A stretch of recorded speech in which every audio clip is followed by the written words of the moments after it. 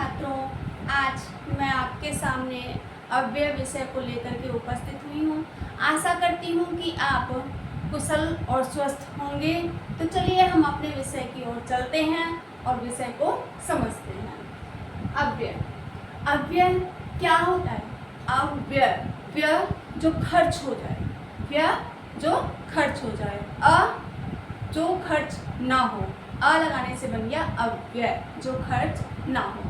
और इसी अव्यय का दूसरा नाम जो है वो है अभिकारी शब्द। अभिकारी का मतलब जिसमें किसी प्रकार का कोई परिवर्तन नहीं आए, ना हो, तो वो होते हैं अभिकारी। अब अभिकारी है क्या? अव्यय की परिभाषा हम कैसे जानेंगे? देखिए कि जिसमें जिस शब्द में लिंग, वचन, कारक, काल आदि के कारण कोई परिवर्तन, कोई बदलाव नहीं आता है, उसे अव्यय कहते हैं। जैसे वहाँ, अरे, शाबाश, ठीक है। तो आदि, अव्यय के भेद हैं 5। अव्यय के कितने भेद हैं? 5।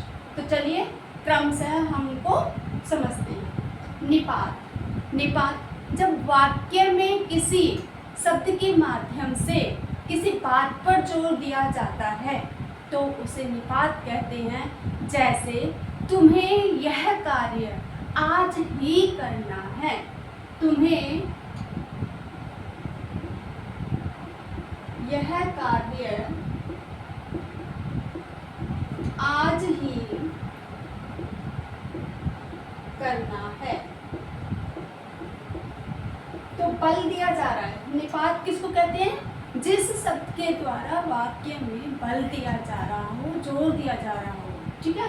तो ही शब्द, ही के माध्यम से यहाँ पर जोर दिया गया है कि आज ही करना है।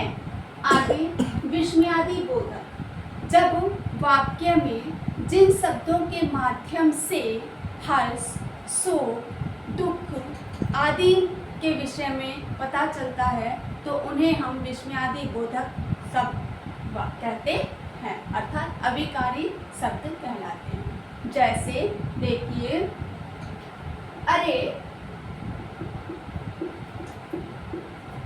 तुमने यह पूर्ण कर लिया, अरे तुमने यह पूर्ण कर लिया। तो यहाँ अरे शब्द जो है वो आपको विस्मय, हैरानी के विषय में बता रहा है। मैंने अपना परीक्षा अच्छे अंकों से प्राप्त कर ली है। आहा, वाह, कितना अच्छा कार्य किया है। तो वह शब्द यहाँ पर आपको विस्मय, हैरानी के विषय में बताता है। समुच्चय बोधक, जब वाक्य में जिस शब्द के द्वारा दो शब्दों को या वाक्यांशों को या दो वाक्यों को जोड़ा जा रहा होता है तो उन्हें हम समुच्चय बोधक अव्यय कहते हैं। आप चाय लेंगे या कॉफी? आप चाय लेंगे या कॉफी? तो यहाँ या शब्द जो है अव्यय, जो चाय और कॉफी को जोड़ रहे हैं, ठीक है, जोड़ रहा है। संबंध बोधक, संबंध बोधक में डेफिनेशन क्या कहती है? संबंध बोधक की डेफिनेशन हमें बताती है कि जब वाक्य में एक संज्ञा या सर्वनाम को जो शब्द दूसरे या संज्ञा सर्वनाम के साथ संबंध बताता है या जोड़ता है उसे संबंध बोधक अव्यय कहते हैं, ठीक है। तो जैसे वृक्ष के ऊपर पक्षी बैठे हैं, पक्षी बैठे हैं, वृक्ष के ऊपर पक्षी बैठे हैं। तो क्या है यहाँ पर संज्ञा? वृक्ष। पहली संज्ञा क्या है? वृक्ष। और दूसरी संज्ञा क्या होगी? पक्षी। तो वृक्ष का संबंध, पक्षियों का संबंध वृक्ष के साथ दिखाया जा रहा है कि पक्षी जो है वो वृक्ष के ऊपर बैठे हैं, लेकिन वो संबंध दिखाने वाला शब्द कौन सा है? के ऊपर। ठीक है, तो के ऊपर जो ये शब्द है यही संबंध बोधक अव्यय है। आगे चलते हैं हम क्रिया विशेषण। पांचवा भेद कौन सा है अव्यय का? क्रिया विशेषण। ठीक है, तो वाक्य में जिन शब्दों के माध्यम से क्रिया की विशेषता बताई जा रही होती है तो उसे हम क्रिया विशेषण कहते हैं। जैसे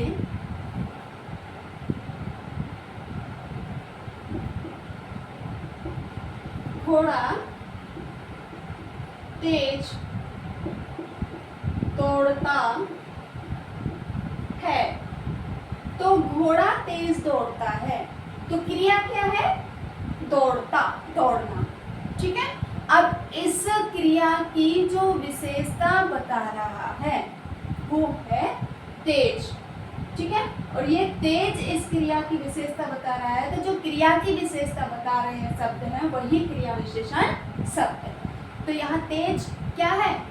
क्रिया है, सॉरी ये आपका क्रिया विशेषण है, और दौड़ता क्रिया है। ठीक है, तो ये तेज क्रिया विशेषण अव्यय है। अब क्रिया विशेषण के भी यहाँ पर 4 भेद हैं, उन 4 भेदों को भी हम जान लेते हैं। देखिए आइए, स्थानवाचक क्रिया विशेषण क्या है? स्थानवाचक क्रिया विशेषण जिन शब्दों के माध्यम से हमें किसी स्थान या दशा का बोध होता है उन्हें स्थान बोधक अव्यय कहते हैं। कैसे? देखिए, आप इधर आइए, आप इधर आइए। तो इधर जो ये शब्द है ये आपको स्थान की तरफ बोध करा रहा है, स्थान की ओर इंगित कर रहा है, इसीलिए इसको हम स्थानवाचक अव्यय कहते हैं। नेक्स्ट, कालवाचक अव्यय। काल में अब हमें समय का बोध कराया जाएगा। क्रिया विशेषण के जिन क्रिया विशेषण शब्दों से वाक्य में काल, समय का बोध कराया जा रहा होता है तो उन्हें कालवाचक क्रिया विशेषण अव्यय कहते हैं। तो देखिए, कालवाचक में आप क्या कह सकते हैं? वह दोपहर से पढ़ रहा है। वह दोपहर से पढ़ रहा है। तो दोपहर जो शब्द है क्या बता रहा है? काल बता रहा है कि वह दोपहर से पढ़ रहा है। तो यहाँ पर दोपहर जो शब्द हो गया वो काल का सूचक हो गया, इसलिए यहाँ पे क्या लिखा है कि ये काल सूचक, कालवाचक क्रिया विशेषण है। आगे बताते हैं रीतिवाचक। रीतिवाचक क्या होते हैं? जो परंपरा से ही चले आ रहे होते हैं। ठीक है, तो रीतिवाचक शब्द कहलाते, क्रिया विशेषण कहलाते हैं, और जो अव्यय होते हैं। तो क्या है रीतिवाचक? जैसे वह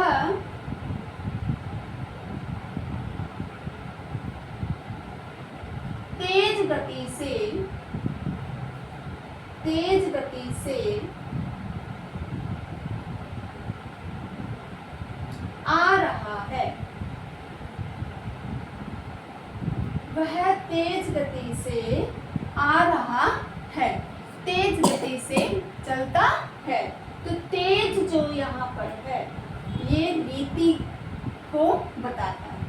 ठीक है, तेज है, अचानक है।